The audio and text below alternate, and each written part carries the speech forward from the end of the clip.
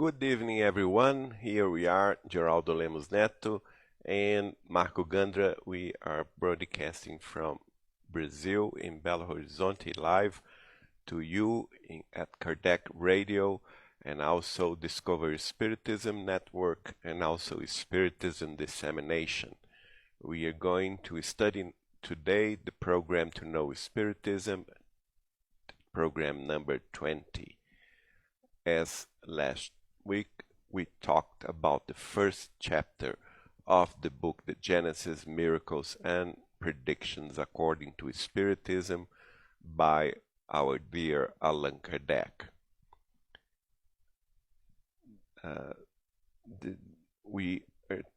This chapter, the first one, is the character of the Spiritist revelation. Last week we saw that as a matter of fact, the book has 4 parts. The first one is the one that we are studying, that is the character of the Spiritist revelation.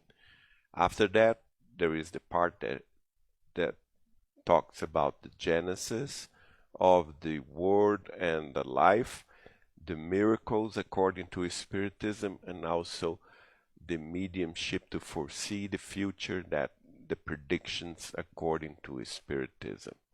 But we are going today to continue to study the first one, the character of the Spiritist revelation. As we saw last week, in item 3, chapter 1, by this book by Allan Kardec, he wrote, "By its nature, Spiritist revelation has a double character. It participates at the same time of divine revelation and scientific revelation. The doctrine was not dictated complete, nor imposed to blind belief."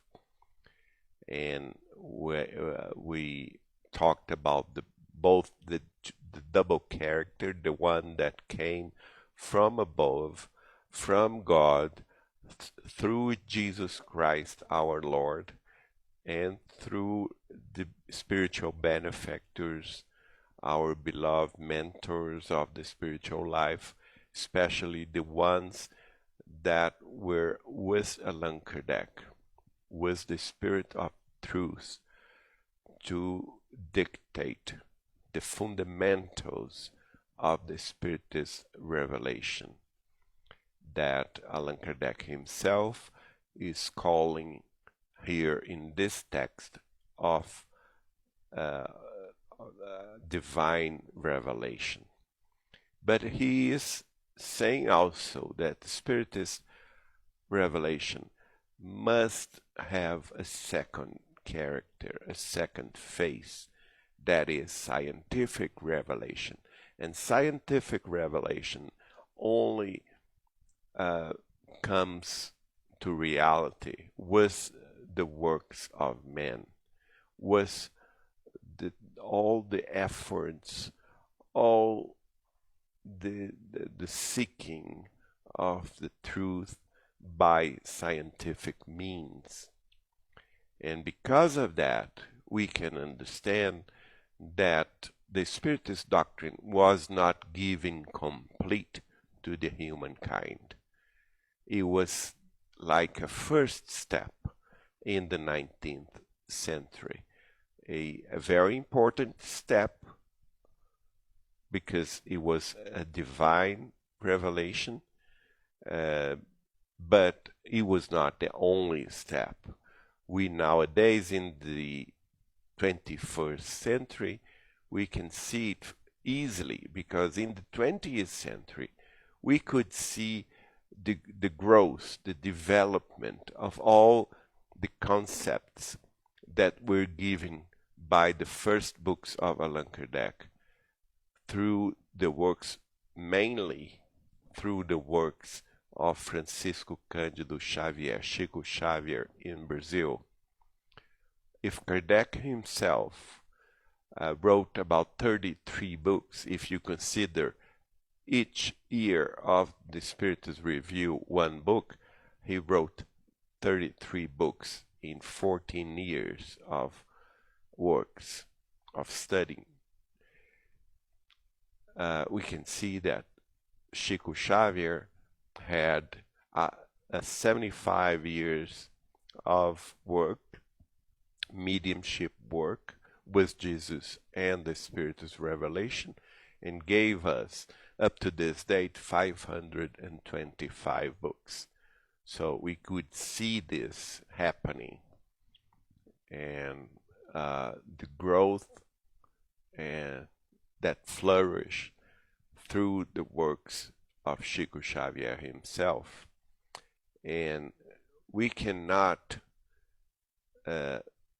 put apart the works of science, because in a pathway parallel with the Spiritist revelation, with the divine revelation in the 19th century, we had the scientific revelation by the means of the man, of all the ones, the researchers, the medical doctors, the psychologists, the psychiatrists, the astronomers, the ones that were leading with chemistry, with biology, with all kinds of new ideas, all kinds of new horizons for the human mind to understand life, to understand its place in the universe. And nowadays, especially after the 20th century, we have so much information. The works of Einstein, the works of many, many researchers and scientists all over the world that gave us, for instance, all kinds of transportation, like the invention of cars, of airplanes, the invention of TV, radio, TV, the internet, the tablets, computers, cell phones, smartphones, the Wi-Fi, all kinds of new things that came to us through science. The works of the ones that are still up to date, trying to put man on the moon again, and after that on Mars, and the ones that are researching all the planets of the solar systems, and they are still they are nowadays thinking of put the man in Mars someday in the next decade, and the ones that are dreaming of space travels.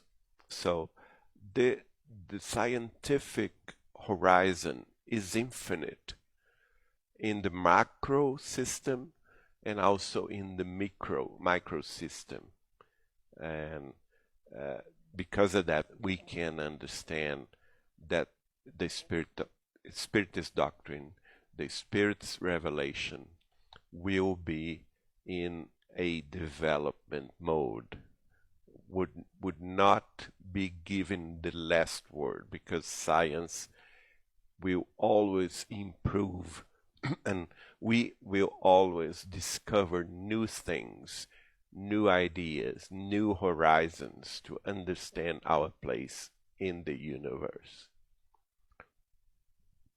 Please, Gandra.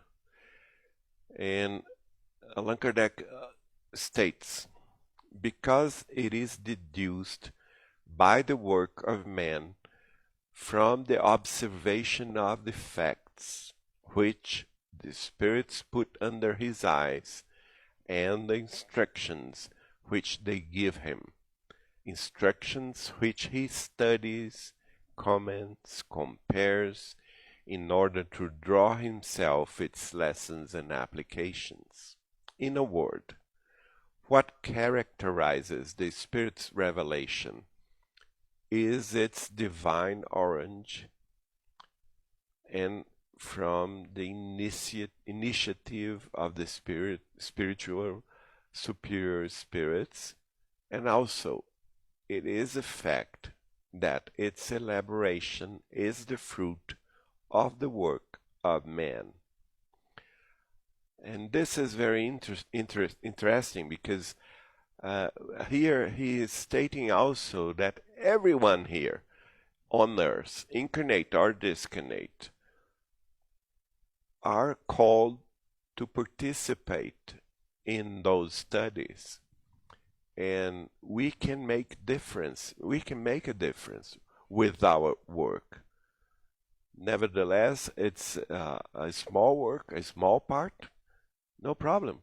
But we are all in this process to be inspired by the higher spirits that put in front of our eyes those new paradigms and those new ideas, those new horizons, to open our eyes. And they inspire us new instructions. And we can receive him. We can receive them no matter where are we working, where are we situated in life. If we work in the scientific world, in the academic world, in the educational world, or in the religion or philosophical world, no matter where we are, we can be inspired to make a difference. And we can be also guided through the spiritual instructions. And we can study them like the intuition. We can analyze them. We can comment with our peers. We can compare the information we are given and also the information we are discovering by our own works in the scientific world, and in order to draw ourselves in those lessons and applications of those laws. And we can see that everyone here on earth, every work of men and women of good faith, good heart, and determination can make a huge difference in the development of this earthly world.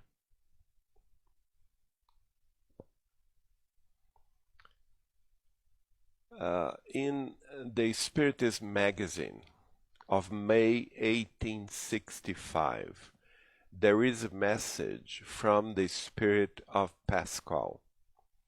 And this is a very important message because Pascal himself wrote to Allan Kardec that, remember this, the human spirit is innervated and agitated under the influence of three causes, which are the first one, reflection, the second one, inspiration, and the third one, revelation.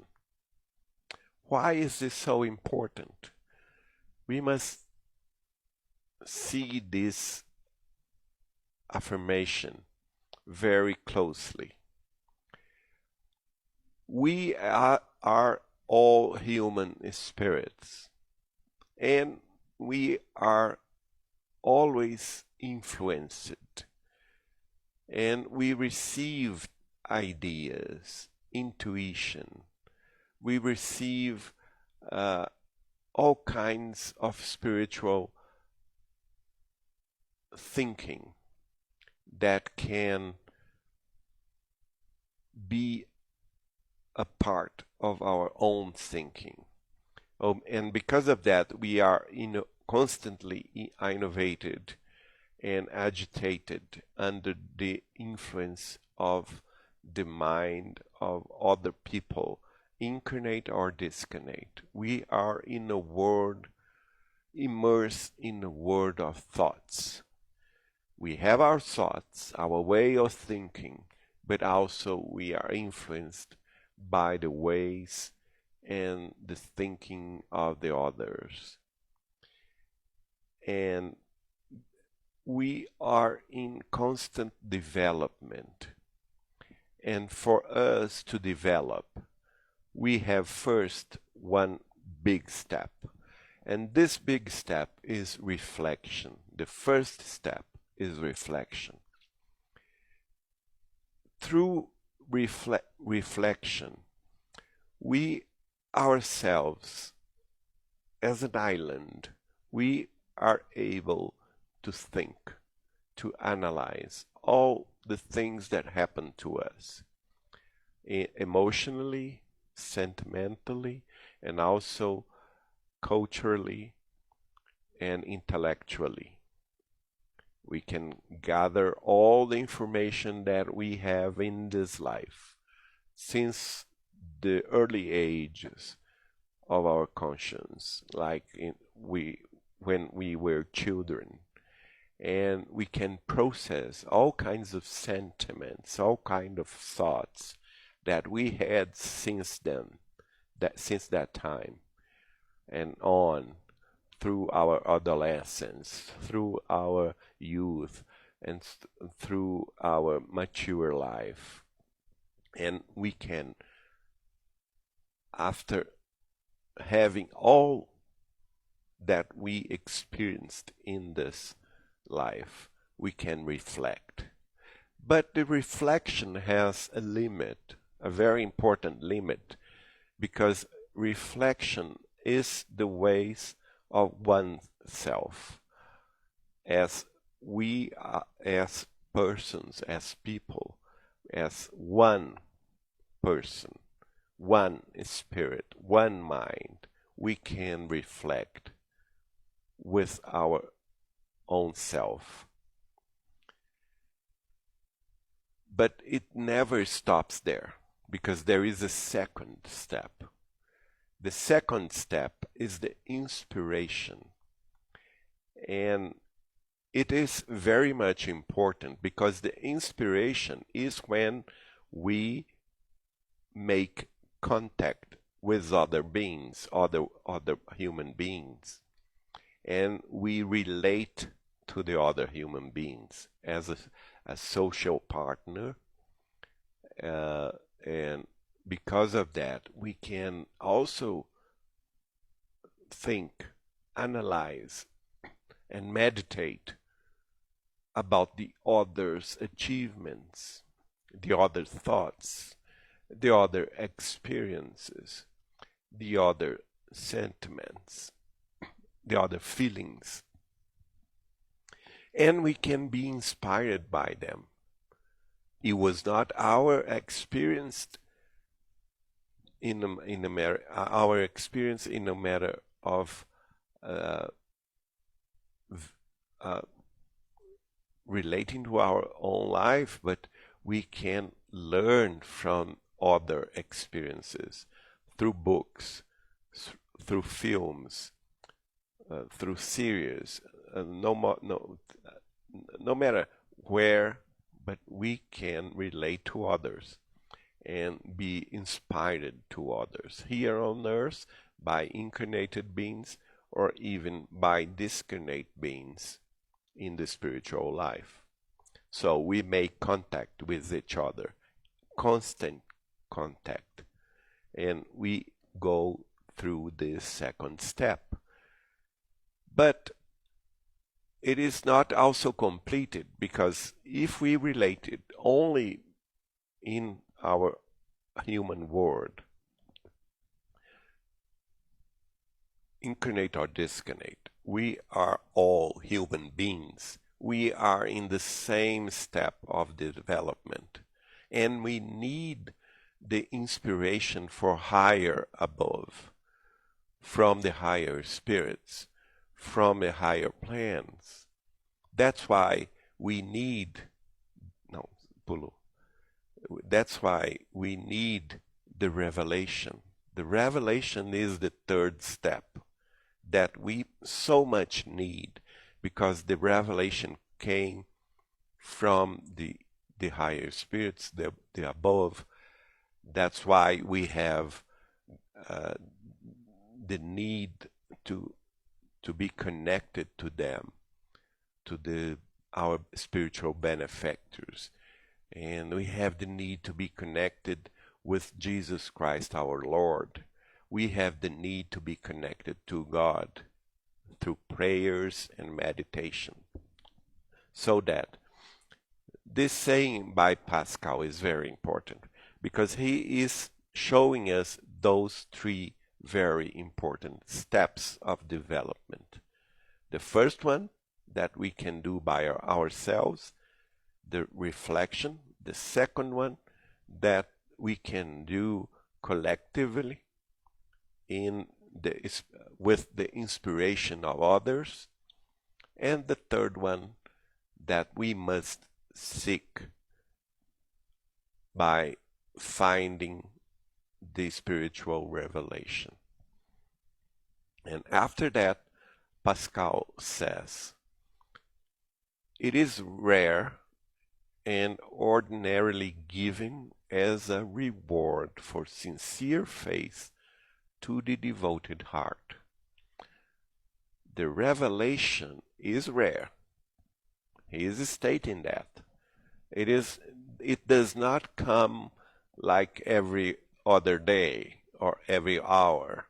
It is rare. It's a moment of truth, a moment of spiritual findings that are very much important to everyone. But the revelation, he is saying that it is not ordinary, it is rare. And it is given as a reward for our sincere faith to the devoted heart. This was wrote in the Spiritism magazine of May 1865 by the spirit of Pascal, and he was writing to Allan Kardec, and Allan Kardec wrote this sector and put this title of The Truth. And this is important. Why? Because here Pascal is saying us that the revelation does not come to the most intellectually gifted person. It's more important to be sincere and to have a devoted heart. To be sincere in faith, to have a sincere faith, and to have a devoted heart. This third step is only achieved by the ones that have sincere faith and devoted heart. And this is very much important to all of us in the Spiritist doctrine. And we must ask ourselves, do we have a sincere faith? And we must ask ourselves, do we have a devoted heart? Because if we do so, we are in the right pathway to connect with the spiritual revelation.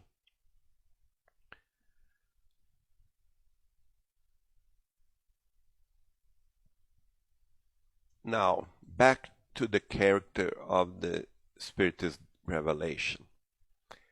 In the chapter 13, item 8, Allan Kardec also tells us that the Spiritist doctrine is an open system.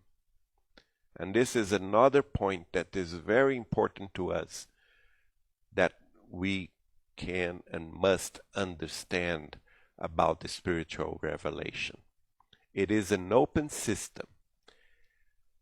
Kardec states, however, since it does not nourish the claim of having said the last word, whatever it is, nor even what is within its competence.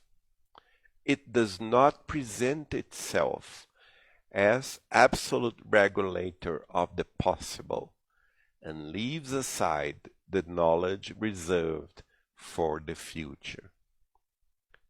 You see, it's so clear what Allan Kardec is transmitting to us, that the Spiritist doctrine is just in the beginning of its implantation in the earthly world. It does not nourish the claim of having said the last word. Never. It was only the first step, the first degree of revelation. And he also writes that, nor even what is within its competence, even about the spiritual world, the mediumship, the relation that we have, the ones in the discarnate world, the spiritual plans with us in the earthly world, the mediumship, all kinds of practice on mediumship that is within our competence as a revelation, not only nor even in this, in our competence. It did not state the last word. It does not present itself as an absolute truth, an absolute regulator of the possible. It is not the last word. No. It leaves aside the knowledge reserved for the future. What is Allan Kardec saying? That Spiritist doctrine will evolve with the humanity.